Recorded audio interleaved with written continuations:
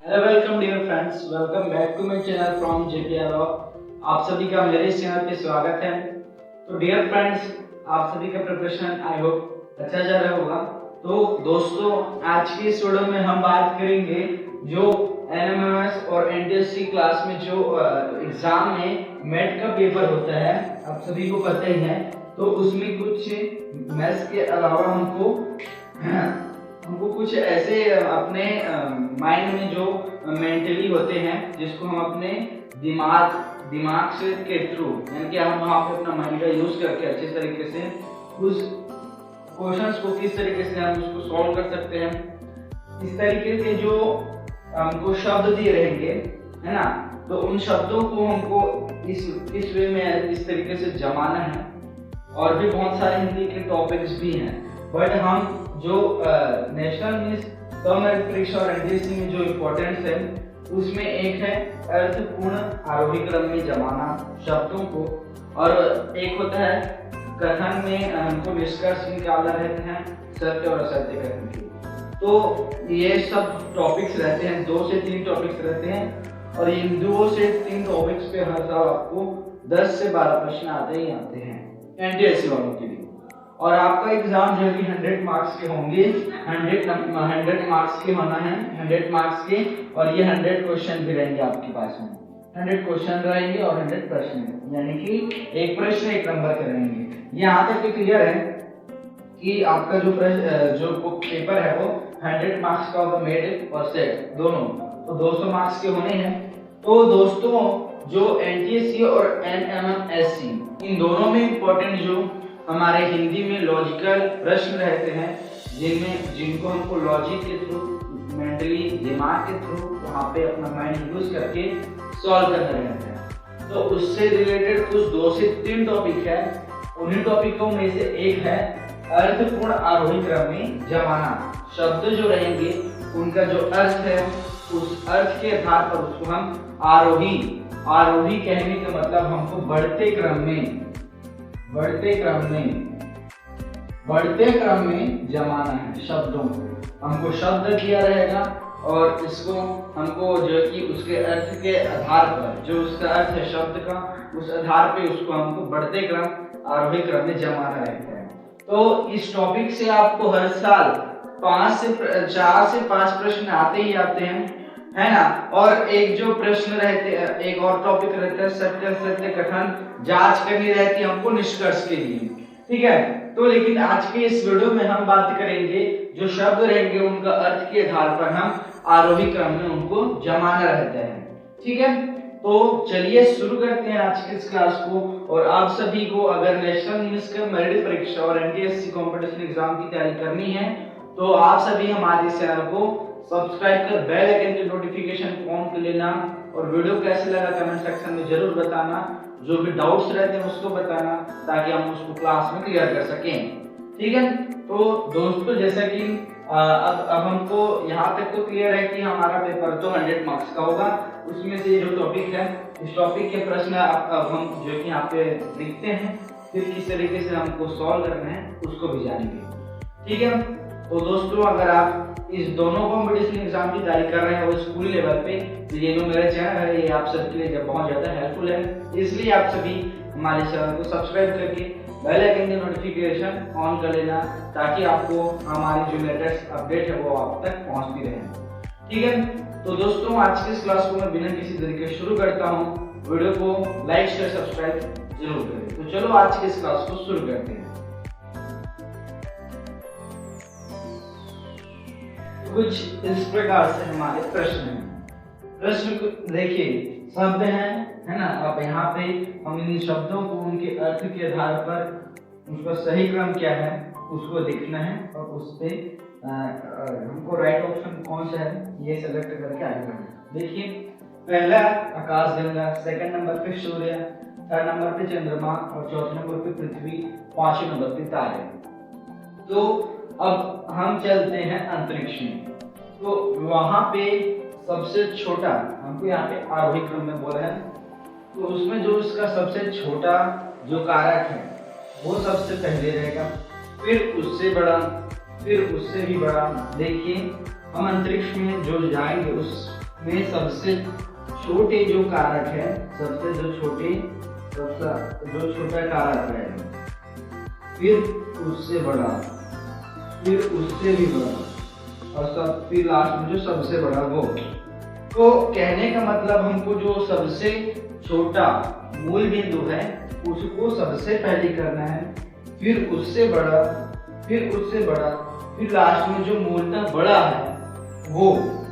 तो इस प्रकार से हमको उनके अर्थ को समझते हुए हमको क्रम में जमाना है। अब समझते हैं, देखिए फर्स्ट पॉइंट पे है आकाशगंगा। तो आकाशगंगा के अंतर्गत हमारा पूरा ब्रह्मांड आता है, ब्रह्मांड समझिए, है ना। आकाशगंगा के अंतर्गत पूरा हमारा ब्रह्मांड आ जाएगा।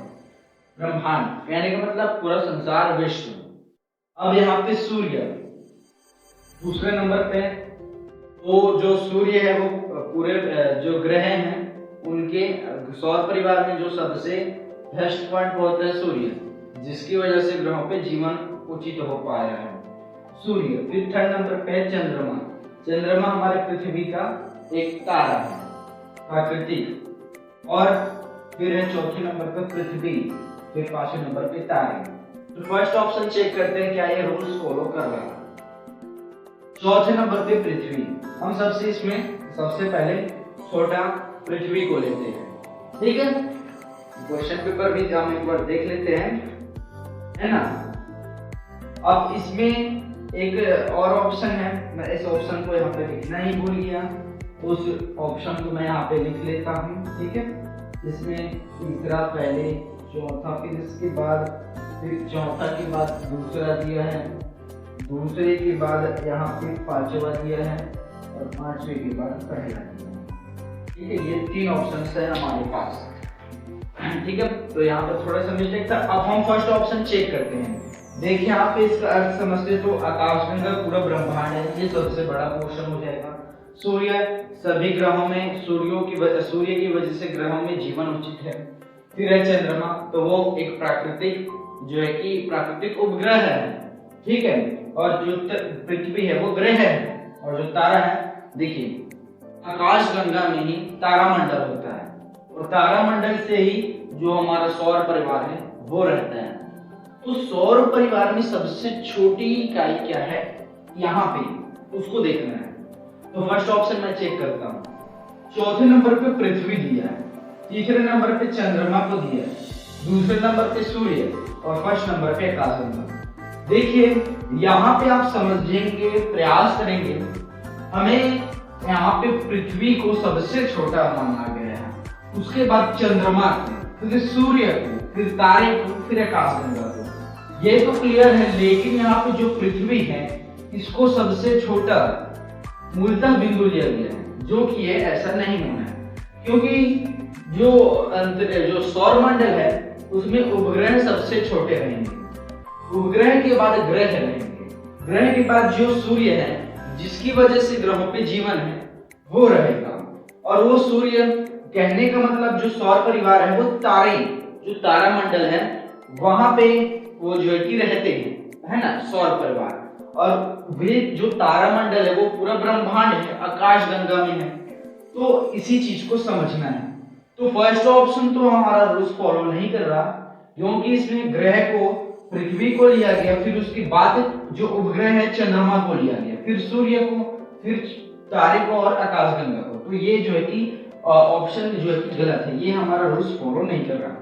सेकंड ऑप्शन चेक करेंगे तो इसमें सबसे छोटा आकाशगंगा को दे दिया गया, तो ये तो होना ही नहीं है, क्योंकि आकाशगंगा सबसे बड़ा ही क्या है, सबसे बड़ा है, पूरा ब्रह्मांड है, तो वो लास्ट में होना चाहिए। आपको ऑप्शन में ये देखना है कि जो सबसे बड़ा है, यहाँ पे जो शब्द दे रहेंगे तो उन शब्दों का आपको अर्थ जानना है। तो अर्थ जैसे आपको पता चलेगा तो आपने क्या करना है, इसमें जो सबसे बड़ा रहेंगे, जो बड़ा रहता है वो सबसे लास्ट में रहता है आरोही क्रम में, तो उसका जो क्रम है वो लास्ट में रहे, ऐसे ऑप्शनों को चेक करना है। तो हमने फर्स्ट और सेकंड ऑप्शन में देखेंगे तो जो आकाशगंगा है उसको लास्ट में रखा गया है, जो कि एक हद तक सही था, क्योंकि आकाशगंगा सबसे बड़ा है इसलिए उसको लास्ट में रखेंगे बढ़ते क्रम के अनुसार। तो हमने फर्स्ट ऑप्शन चेक किया, लेकिन इसमें ग्रह को सबसे छोटा ही क्या लिया गया है, उसके बाद चंद्रमा को लिया गया है उपग्रह को, तो ये ऐसा बिल्कुल नहीं होगा। देखिए थर्ड जो ऑप्शन उसको चेक करते हैं, तो इसमें सबसे छोटा चंद्रमा, कहने का मतलब उपग्रह को लिया गया है, फिर पृथ्वी ग्रह को लिया गया है, फिर सूर्य जो सूर्य की वजह से ग्रहों पे जीवन है उसे सूर्य को लिया गया है, और ये जो सौर परिवार है वो तारामंडल में है जिसमें पांचवा इसको लिया गया है, फिर लास्ट में आकाशगंगा। तो ये जो ऑप्शन है वो सही है, ये हमारा रूल्स फॉलो कर रहे हैं। ये जो इनके अर्थ हैं ये इनके अर्थों के अनुसार जो यहाँ पे इसका क्रम है 3 4 2 1, इस क्रम से अगर हम इसको जमाएंगे तो इसका जो क्रम है वो सही रूप से बनेगा, है ना। तीसरे नंबर पे चंद्रमा रहेगा, फिर पृथ्वी रहेगी, फिर पृथ्वी के बाद सूर्य, सूर्य के बाद तारे, फिर आकाशगंगा। देखिए पहाड़ कैसे होते हैं, पहाड़ जो है कि इस प्रकार से छोटे रहेंगे, फिर बड़े रहेंगे, फिर बड़े, फिर बड़े। तो इस तरीके से बढ़ते क्रम में हम जो है कि टॉपिक भी पढ़ रहे हैं अर्थपूर्ण आरोग्य क्रम में जमाना। तो इस प्रकार से इनकी जो अर्थ है उसको जानते हुए सबसे छोटे को पहले लिखना है। तो हमने जो चंद्रमा उपग्रह सबसे छोटा उसे पहले नंबर पे रखा, फिर सेकंड नंबर पे जो ग्रह है पृथ्वी उसको रखा, थर्ड नंबर पे सूर्य जो सौर परिवार का जनक है उसको रखा गया, जिसकी वजह से ग्रहों पे जीवन है। अब ये जो सौर परिवार है ये तारेमंडल पे स्थित है, उसको हमने जो कि चौथे नंबर पे रखा, एंड लास्ट नंबर पे जो कि आकाशगंगा को रखा। तो ये तो 3 4 2 1 2 5 1 इस क्रम से अगर हम इसको जमाएंगे तब इसका क्रम सही होगा। तो यही हमारा क्वेश्चन में बोला गया है कि हमको अर्थ को समझते हुए इसका जो सही क्रम है उसको सेलेक्ट करना है। तो इस तरीके से इसके प्रश्न को सॉल्व किया जाता है। अब हम 2-3 क्वेश्चन और करते हैं ताकि आपको और क्लियरली समझ में आ जाए। आई होप दोस्तों ये जो है कि आपको समझ में आया होगा, ठीक है। समझ आया तो एक लाइक, ओके। अब हम नेक्स्ट क्वेश्चन जो है कि इसी तरीके से कुछ और प्रश्न है ना, तो उसको भी हम यहाँ पे सॉल्व करते हैं। और यहाँ पे आपको जितना हो सके अपना माइंड यूज करोगे ये उतना बेहतरीन बनेगा। इसमें आपको जो सबसे छोटा है उसे निकालना है, फिर उससे बड़ा, फिर उससे बड़ा, फिर उससे बड़ा, और जो लास्ट में सबसे बड़ा है उसे। तो इस तरीके से एक क्रम रहेगा, ये क्रम इसका अर्थों के जो शब्द के अर्थ है उस आधार पर इनका क्रम सही रहेगा। इस तरीके से हमको डिफाइन करना है। अब हम नेक्स्ट क्वेश्चन सॉल्व करते हैं, ओके। अब देखते हैं नेक्स्ट क्वेश्चन। देखिए फर्स्ट नंबर पे है गरीबी, फिर है जनसंख्या, फिर मृत्यु, फिर बेरोजगारी, फिर है बीमारी। देखिए हम समझते हैं सीधा यहाँ पे हमारे देश में है ना, हमारे देश में जनसंख्या अधिक बढ़ी, जनसंख्या के कारण बेरोजगारी बढ़ी, है ना। बेरोजगारी, जनसंख्या के कारण बेरोजगारी हुई, है ना। और बेरोजगारी जैसे हमारे पास कोई रोजगार नहीं तो हम गरीब ही पड़ेंगे, है ना। अब गरीब हैं तो हमारा ढंग से भरण पोषण नहीं होगा, जिससे हमारे शरीर में अनेक प्रकार की बीमारियां होंगी। अब हमारे पास जब पैसा ही नहीं है तो हम बीमारी का इलाज कैसे कराएंगे, जिसकी वजह से मृत्यु हो गई, ठीक है। ये है तीसरा, ठीक है। तो देखिए ध्यान से समझिए, हमारे देश में जनसंख्या वृद्धि हुई, जनसंख्या वृद्धि होने के कारण लोगों में बेरोजगारी पैदा हो गई, बेरोजगारी जैसा हुई वैसे गरीबी बढ़ गई। अब गरीबी हुई तो हमारा अच्छे से भरण पोषण नहीं होगा, जिसकी वजह से अनेक प्रकार की बीमारियां, और जब पैसे ही नहीं तो उस बीमारी का इलाज कैसे कराएंगे, जिसकी वजह से मृत्यु। तो यहाँ पे जो एग्जैक्ट टू द पॉइंट है उसको अर्थक्रम में जमाते हुए इनको हल करना है। देखिए हमारे देश में जनसंख्या वृद्धि हुई, सेकंड नंबर, है ना। जनसंख्या वृद्धि हुई, ये देखिए सेकंड ऑप्शन को हम चेक कर रहे हैं, तो चलिए फर्स्ट पे चेक कर लेते हैं। तो यहाँ पे तीसरा मृत्यु है, मृत्यु बेरोजगारी के कारण, और बेरोजगारी इसके कारण हो रही है जनसंख्या के कारण, जनसंख्या बीमारी के कारण, ये कुछ भी उल्टा इसका क्रम है, मतलब इसका एग्जैक्ट जो सही क्रम है उसको हमें देखना है। तो हमारे देश में जनसंख्या वृद्धि हुई, जनसंख्या वृद्धि होने के कारण लोगों में बेरोजगारी बढ़ गई। अब जब बेरोजगार ही नहीं है, मतलब कुछ चीज का हमारे पास आय नहीं है, तो हम तो गरीब होंगे ही होंगे, फर्स्ट ऑप्शन। फिर गरीबी के कारण हमारा अच्छे से भरण पोषण नहीं होगा, जिससे हमें अनेक प्रकार की बीमारियां। अब जब पैसे नहीं है तो हम बीमारी का इलाज कैसे कराएंगे, जिसकी वजह से मृत्यु।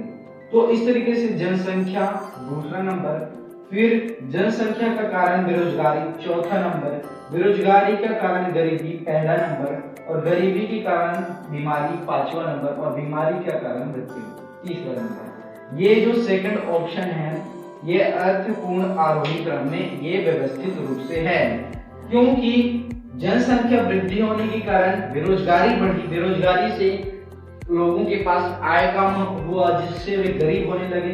अब गरीब होने के कारण उनका अच्छे से भरण पोषण नहीं हुआ, जिसकी वजह से उन्हें अनेक प्रकार की बीमारियां हुई।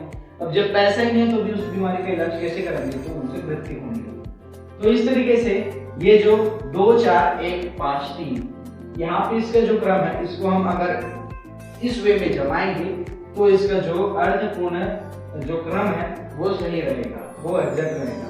यहाँ पे हमको जो शब्द रहेंगे उसको उल्टे पुल्टे क्रम से दे दिए रहेंगे, लेकिन हमको उसके अर्थ को समझते हुए उसका जो सही क्रम है उसको हमें यहाँ पे पहचानना है, जानना है कि ये किस ऑप्शन पे एग्जैक्ट सही तरीके से है, और उस ऑप्शन को हमें सेलेक्ट करना है।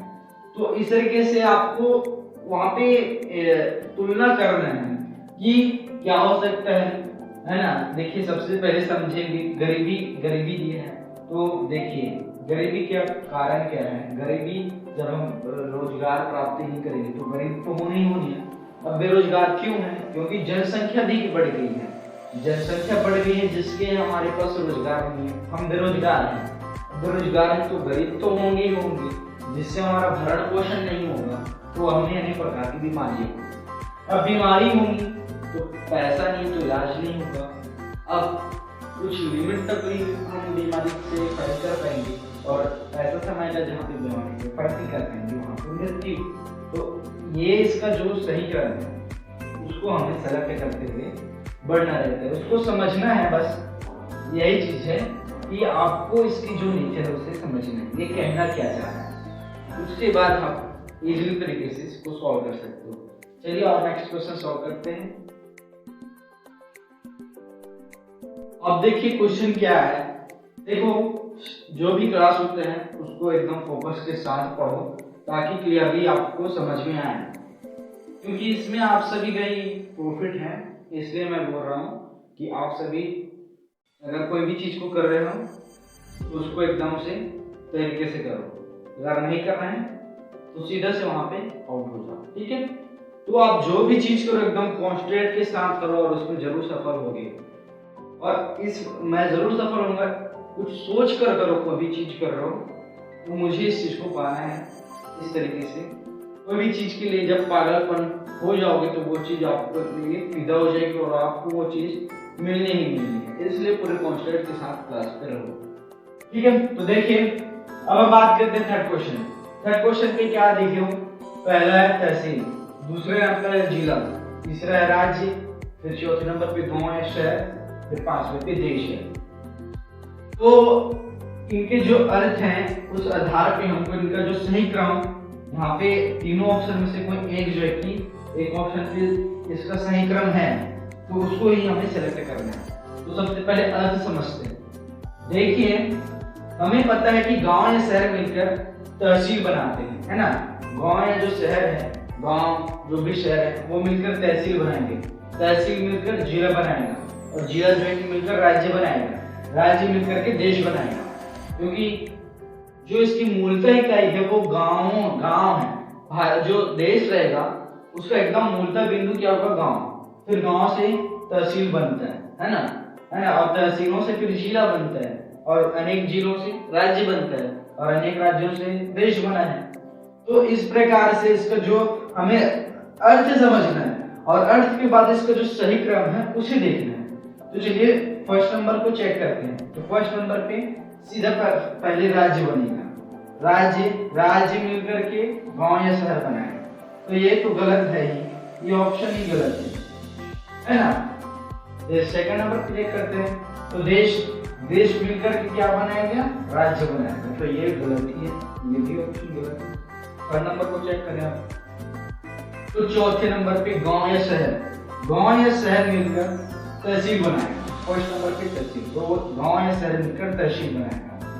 तहसील मिलकर जिला बनाएगा सेकंड नंबर पे, और जिला मिलकर के राज्य बनाएगा, और अनेक राज्यों से मिलकर के देश बनेगा। तो जो तीसरा ऑप्शन है वो हमारा पहला आंसर होगा। हमको वहां पे जमाना की नहीं लिखा रहता है, बट यहाँ पे इसके जो क्रम दिए रहेंगे बस उसी क्रम से अगर हम इसको जमाएं तो इसका जो अर्थ है वो किस क्रम में सही रहेगा, इसको डिफाइन करना रहता है। तो जो तीसरा ऑप्शन है वो सही होगा। कैसे होगा, देखिए आप अपने गांव या शहर को वहां पे आपको इमेजिनेशन करना रहता है। इस तरह के प्रश्नों में आपको इमेजिन करना है, अपना दिमाग यूज करते हुए इसको बनाना है, क्योंकि प्रश्न पत्र में कुछ भी आ सकते हैं।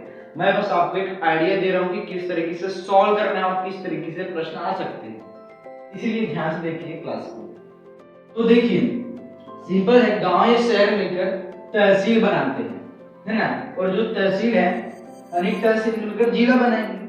जिला अनेक बहुत सारे जिलों से मिलकर राज्य बनता है, और बहुत सारे राज्यों से देश बनता है। अब जैसे कि हम अपने फॉर एग्जांपल के लिए भारत देश को लेते हैं, तो हमारे भारत देश में बहुत सारे गांव हैं, और उन गांवों से मिलकर तहसील बनता है। जैसे कि मैं अपने एरिया की बात करूं तो हमारे आसपास में जितने भी गांव या शहर हैं वो मिलकर तहसील बना है। एक तहसील है धमधा, है ना, तो ऐसी धमधा जैसे तहसील है, तो वैसे और बहुत सारे तहसील है, उन तहसीलों से मिलकर जिला बना है ना। और बहुत सारे जो जिले हैं, फॉर एग्जांपल के लिए हमारा दुर्ग जिला है, तो ऐसे ही हमारे छत्तीसगढ़ में बहुत सारे जिले हैं, तो अनेक सारे जिलों से मिलकर राज्य बनता है ना, और अनेक सारे राज्यों बहुत सारे राज्यों से मिलकर हमारा भारत देश बना है। तो जो यहाँ पे इसका क्रम रहेगा, देखिए चौथे पे पहला है गांव, आपको गांव या शहर, तो गांव या शहर मिलकर क्या बनाएंगे, तहसील बनाएंगे। तहसील मिलकर के जिला बनाएंगे, जिला मिलकर के बहुत सारे जिले मिलकर के राज्य है, और राज्य बहुत सारे राज्य मिलकर के आपका देश बनेगा। तो ये जो थर्ड ऑप्शन है उसमें जो क्रम दिया है वो इसके जो क्रम है, सही क्रम है, उसको ये फॉलो कर रहे हैं। तो यही ऑप्शन हमारा सही होगा। ठीक है, आज हम जो है कि और क्वेश्चन सॉल्व करते हैं ताकि आपको और क्लियरली समझ में आए। ठीक है, आप जितना हो सके क्वेश्चन सॉल्व करो ताकि आपके डाउट्स क्लियर होते रहे। अब चलिए और क्वेश्चन सॉल्व करते हैं। चलिए देखते हैं आज के क्लास का लास्ट क्वेश्चन, और आज के वीडियो का लास्ट क्वेश्चन देखते हैं।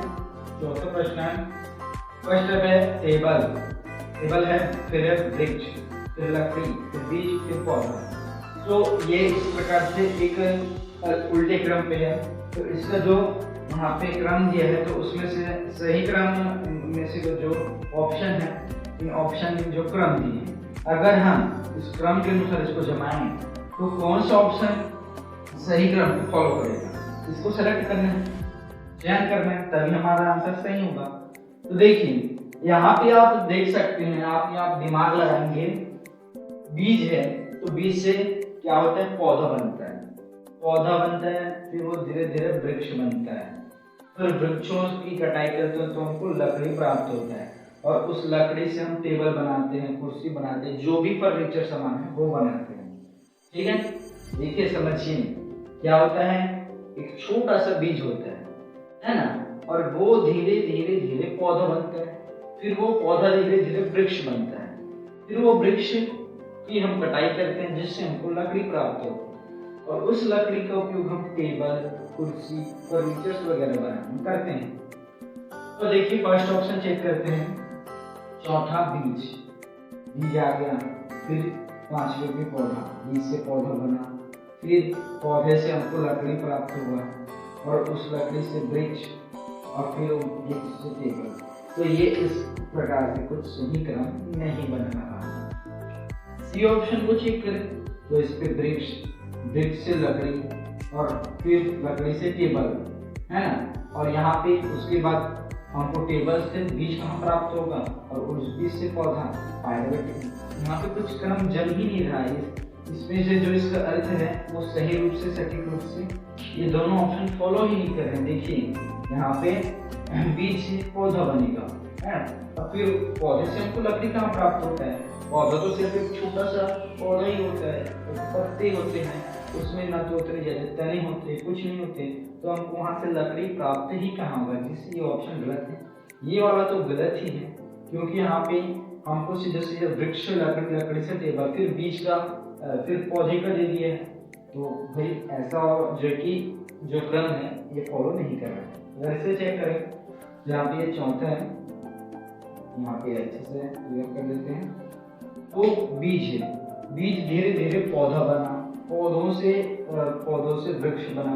अब वृक्षों की कटाई की तो हमें लकड़ी प्राप्त हुई, लकड़ी का उपयोग हम टेबल, कुर्सी, फर्नीचर बनाने की, तो जो भी ऑप्शन हम बात करना चाहते हैं ये ऑप्शन हो जाएगा। ठीक है, तो इस तरीके से हमको इसके जो मेन जो शब्द हैं उनके अर्थ को समझना है। समझने के बाद इसका जो सही क्रम है वो कौन सा है, इसको हमें सेलेक्ट करना रहता है। देखिए, जैसे कि आप दिमाग लगा सकते हैं, जो बीज है वो छोटा सा रहता है, बीज धीरे धीरे पौधा बनता है, फिर पौधों से पौधे धीरे धीरे बढ़ते हैं, वृक्ष बनते हैं, वृक्षों की कटाई करते हैं तो हमको लकड़ी प्राप्त होती है, और उस लकड़ी का उपयोग हम टेबल है, कुर्सी है, फर्नीचर बनाने में हम उसका उपयोग करते हैं। तो अगर हम इस यहाँ पे देखिए, चौथे नंबर पे बीज है ना, यहाँ पे चौथे नंबर पे बीज धीरे धीरे पौधा बनेगा, है ना, पौधा धीरे धीरे वृक्ष बनेगा, वृक्ष से हमको वृक्षों की कटाई करेंगे तो हमको लकड़ी प्राप्त होगी, और उस लकड़ी का उपयोग हम टेबल, कुर्सी बनाने में करेंगे। तो इस प्रकार से ये जो क्रम है ये सही तरीके से ये फॉलो कर रहा है, इसलिए ये ऑप्शन सही होगा।